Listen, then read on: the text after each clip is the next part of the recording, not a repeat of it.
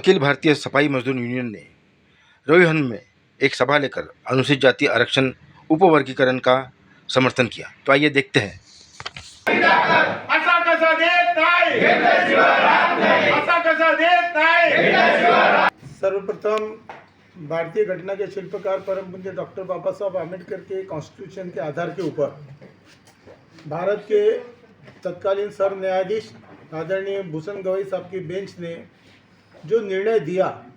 उस निर्णय के अनुरूप महाराष्ट्र सरकार ने अनंत बदर साहब की समिति बनाई। अनंत बदर साहब ने अपनी रिपोर्ट राज्य सरकार को सबमिट की और राज्य सरकार को सबमिट करने के बाद अभी राजेश अग्रवाल जी जो मुख्य चीफ सेक्रेटरी है गवर्नमेंट ऑफ महाराष्ट्र के,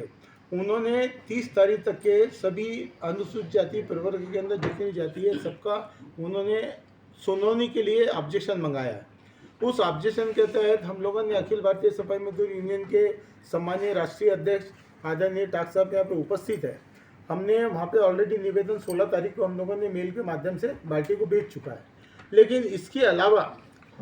देश महाराष्ट्र के अंदर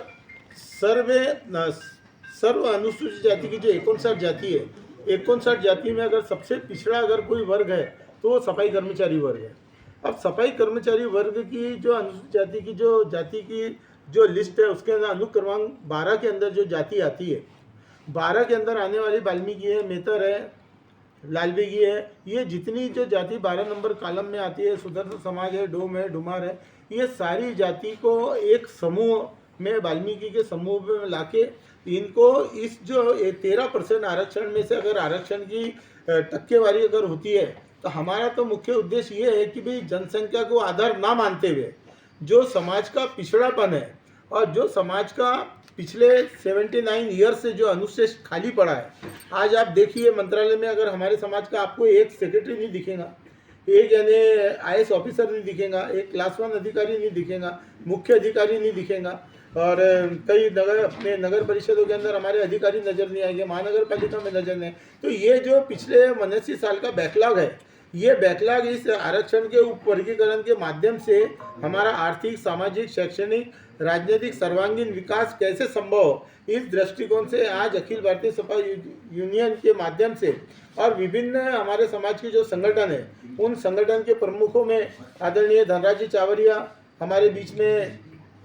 अहमदनगर से उपस्थित है, आनंद जी जावड़ेकर धुलिया से उपस्थित है, चंद्रपाल सोनटके जी नागपुर से उपस्थित है, मोतीलाल जनवाड़ी जी उपस्थित है स्वतंत्र समाज से, उसी प्रकार वाल्मीकि महासभा से श्री रवि जी करोसिया उपस्थित है और भी समाज के सभी मान्यवर यहाँ पे उपस्थित है। और सबका एक सूत्रीय निर्णय है कि जो आरक्षण का जो वर्गीकरण होगा वो समाज के पिछड़ेपन के आधार पे होना चाहिए और कम से कम ये समाज को 2% आरक्षण 13% में से मिलना चाहिए। अगर 2% की अगर भागीदारी अगर ये समाज को मिलती है तो ये समाज का राजकीय, सामाजिक, शैक्षणिक सर्वांगीण विकास संभव हो सकता है। अगर 2% का अगर आरक्षण मिलता है तो हमारे 2 बच्चे नागपुर मेडिकल कॉलेज से डॉक्टर बन सकते हैं, 2 बच्चे इंजीनियर बन सकते हैं। राजकीय परिस्थिति में अगर परिसीमन आए, आज नागपुर की 6 विधानसभा है, कल अगर मान लो 8 होती है, 7 होती है, उसमें अगर वर्गीकरण के मुताबिक अगर आरक्षण अगर लागू होता है तो हमारे उस सीट से लड़ने वाला ये कम्युनिटी का आदमी होगा। कम से कम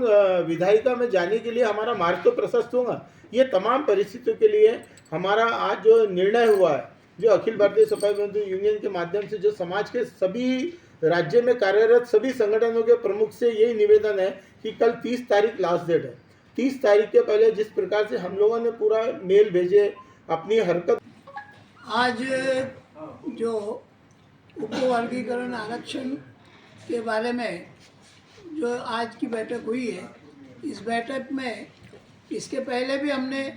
ये पहल जो है यहाँ पर शुरू की है कि अखिल भारतीय सफाई मजदूर यूनियन और हिंदू दलित महासंघ की ओर से इसकी शुरुआत हमने यहाँ, जिन लोगों को उपवर्गीकरण में आरक्षण का लाभ मिलना चाहिए, ऐसी जो पिछड़ी जातियां हैं, जो 59 जातियां हैं अनुसूचित जाति में, वो सुप्रीम कोर्ट के जो गाइडलाइंस है, सुप्रीम कोर्ट के गाइडलाइंस के मुताबिक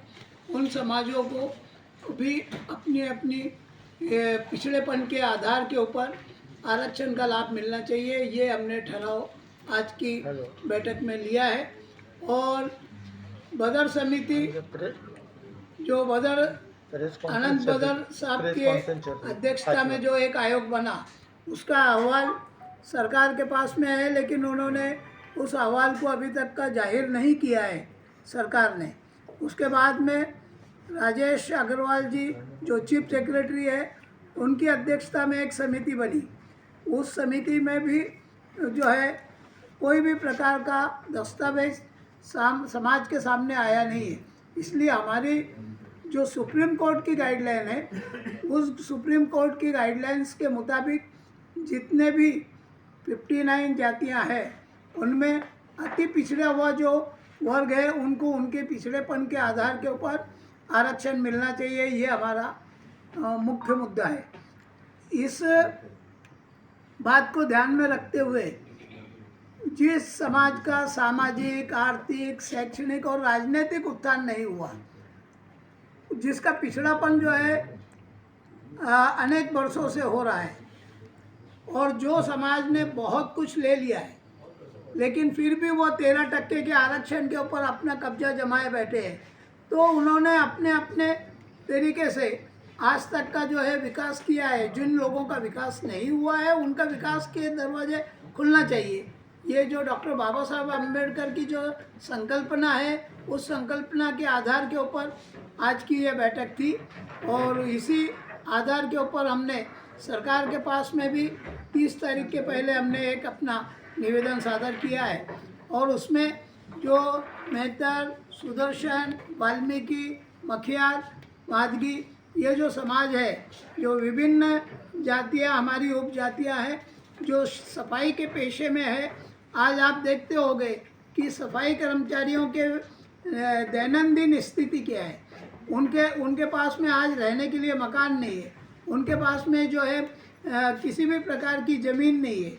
आज वो बेघर लोग हैं, आज उनके पास में भूमिहीन जो लोग हैं। इन तमाम लोगों के विकास के लिए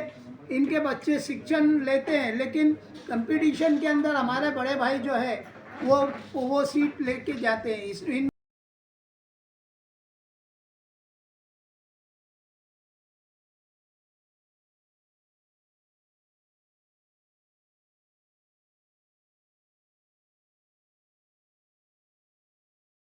समाज है,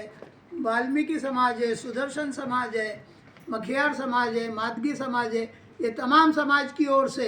हमने आज ये मीटिंग अरेंज की है, और ये मीटिंग कार्यकर्ताओं की है। इसके बाद में आवश्यकता पड़ेगी तो हम रोड के ऊपर भी उतर के आंदोलन करेंगे। ये इस तरीके का प्रस्ताव हमने मंजूर किया है। धन्यवाद।